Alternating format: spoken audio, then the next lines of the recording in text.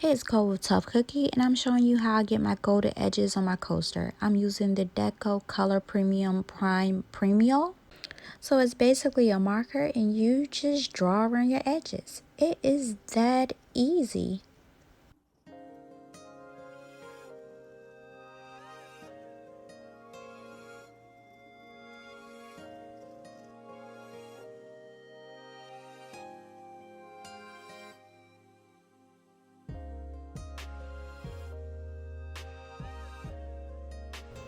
So I take the marker and draw on top just to give it a little extra personality.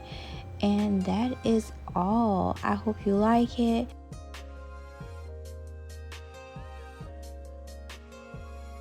Remember, I never met a tough cookie that isn't sweet. Continue to be you. If you like this video, please like and subscribe. See you next time.